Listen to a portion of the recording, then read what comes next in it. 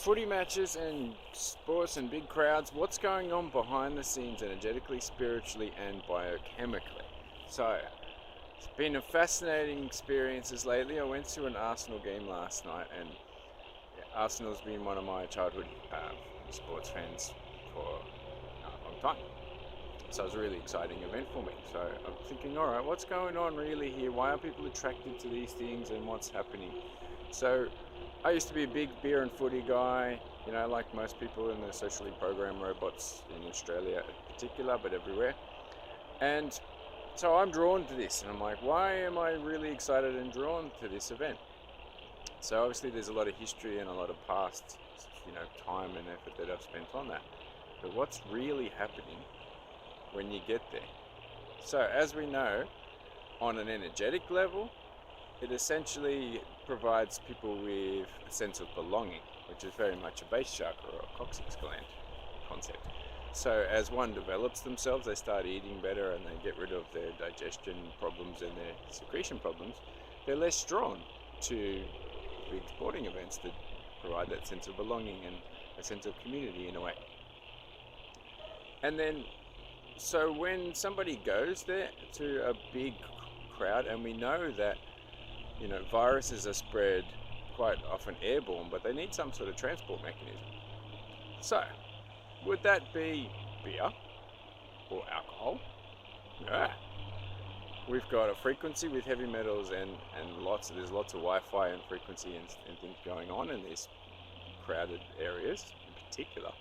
So you've therefore got the perfect transport mechanism to send a virus into the air, which everyone else is breathing in, and they're doing that again. So we know that the influenza virus actually influences people to go to these crowded events where alcohol is being served. And then 2 days later or so, they'll get sick and they'll be flattened. So it was a way to spread that virus.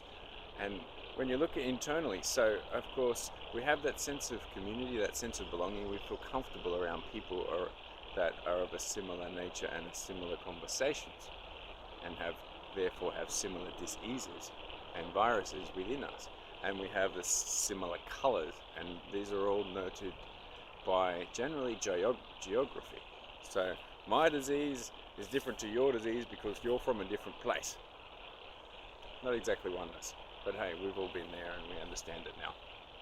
So that person is feeling safe and comfortable in that environment because it's familiar.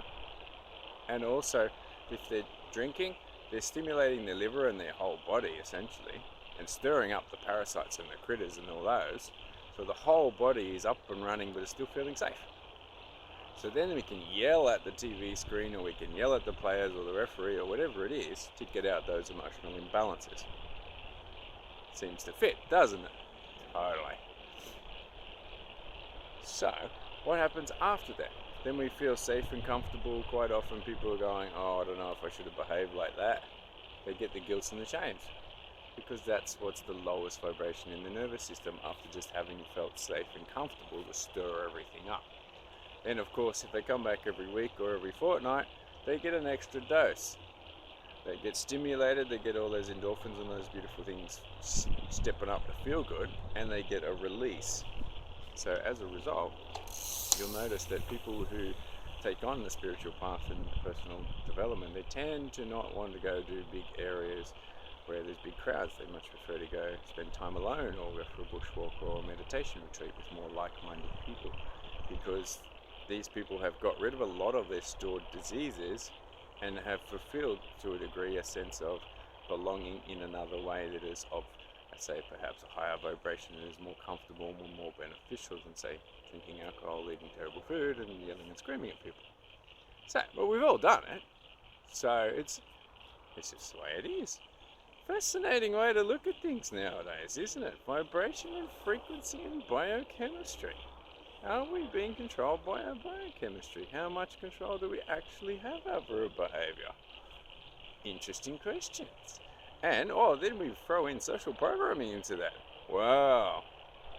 That's a whole nother kettle of fish, because if a person has essentially been brainwashed to believe that, hang on, I can only play for one team or support one team and not appreciate the other skills and attributes that the other team members bring or the opposition brings, then that's half of it there.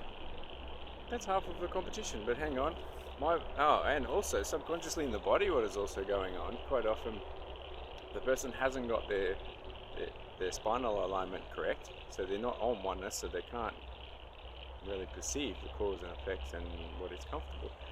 And then, of course, because there's competing elements within themselves, and this was very true for me as well. So before I started doing, more yoga and adjusting my chiropractic treatments, and I was a bit off, so I would be finding I'd need a fire, because that was the spot in the back that would be the liver and spleen was separated. Essentially, we have to find a competition externally because we have that competition internally within ourselves. So if you're getting angry and doing all the liver stuff that's not at 100% running, then the spleen is the one that is depleted. So we then have a competition within ourselves. So when our nervous system tries to go straight down, it gets stopped at that particular point, goes liver, spleen, we've got to fix these, liver, spleen, come on, let's go. We need more competition outside of ourselves. So therefore, we're attracted to sport or competitive activities with it. And usually with a lack of appreciation for either themselves, the opposition, or the actual team that's going on. So, fix these things up, and people generally, State of Origin is not the biggest event in the world every year. But, it's an individual perception, and we're all at the stages that we're at. So, we just got to accept that with a bit of knowledge, a bit of consciousness, and a bit of super cool understanding. Interesting, huh?